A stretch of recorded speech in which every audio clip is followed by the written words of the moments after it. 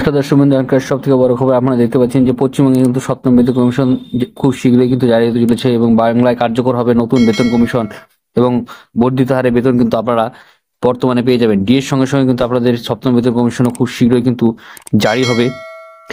পশ্চিমবঙ্গের রাজ্য সরকারি কর্মচারীরা বারে দাবি করেছিলেন যে তারা কিন্তু কেন্দ্রের হারে কম ডিএ পায় এবং কেন্দ্রের সঙ্গে যে বেতন কমিশন রয়েছে সেটাকেও তারা পিছিয়ে রয়েছে। যদিও রাজ্য সরকার এখনো অবধি সে বিষয়ে কিছু ভাবতে নারাজ এবং কেন্দ্র থেকে এখনো পিছিয়ে রয়েছে রাজ্য। মর্গ ভাতা নিয়ে সেরকম অন্যান্য সুবিধার থেকেও কিন্তু রাজ্য সরকারি কর্মচারীরা অনেক কেন্দ্রের কর্মীদের, সরকারি কর্মীদের থেকে কিন্তু অনেকটা পিছিয়ে রয়েছে। তবে এবার সপ্তম বেতন কমিশন গঠন হওয়ার কিন্তু জোরালো দাবি উঠছে। বিশাল বড় একটা খবর কিন্তু চলে এসেছে। পশ্চিমবঙ্গের রাজ্য সরকারি কর্মচারীদের দাবি ছিল যে কেন্দ্রীয় হারে মর্গ ভাতা অর্থাৎ ডিআরএস অর্থাৎ ডিএ কিন্তু দিতে হবে এবং সেই ব্যাপারে কিন্তু এই মামলাটি কিন্তু একেবারে দেশের সর্বোচ্চ আদালত সুপ্রিম কোর্ট পর্যন্ত পৌঁছে গেছে এবং সেখান থেকে কিন্তু সপ্তম বেতন কমিশনের গঠনের দাবি কিন্তু জানিয়েছে রাজ্য সরকারি কর্মচারী সংগঠন এবং তাদের আইনজীবী সংগঠনগুলি।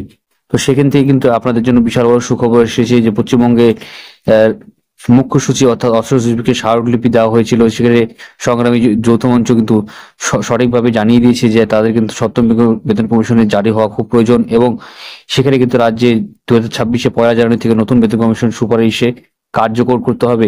সংগ্রামী যৌথ মঞ্চে ভাষ্য ঘোষ সহ এবং কনফেডারেশন অফ স্টেট গভর্নমেন্ট এমপ্লয়িজের সাধারণ সম্পাদক মলয় মুখোপাধ্যায় কিন্তু একই জোরালো দাবি কিন্তু তুলেছেন। তো খুব শীঘ্রই কিন্তু আপনাদের জন্য নতুন বেতন কমিশন কিন্তু রাজ্যে কিন্তু ডিএর সঙ্গে সঙ্গে নতুন বেতন কমিশনও কিন্তু সপ্তম বেতন কমিশনও কিন্তু জারি হতে চলেছে। আপনারা সকলে জানেন পশ্চিমবঙ্গে যে ষষ্ঠ বেতন কমিশন কার্যকর হয়েছিল সেটা কিন্তু 2020 সালে কিন্তু নাগাদ কার্যকর হয়েছিল কর্মচারী সংগঠনের তরফ থেকে। কিন্তু এও বলা হয়েছে যে বর্তমানে রোপা 2019 সালে ষষ্ঠ বেতন কমিশনের 10 বছরের মেয়াদ শেষ হয়ে গেছে, শেষ হচ্ছে 2025 সালে ডিসেম্বর নাগাদ।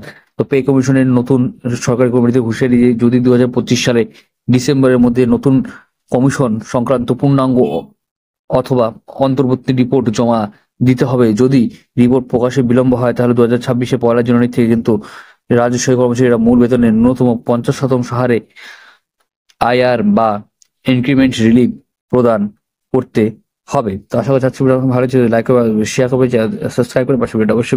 জয় হিন্দ, বন্দে মাতরম। ধন্যবাদ এটি দেখার জন্য।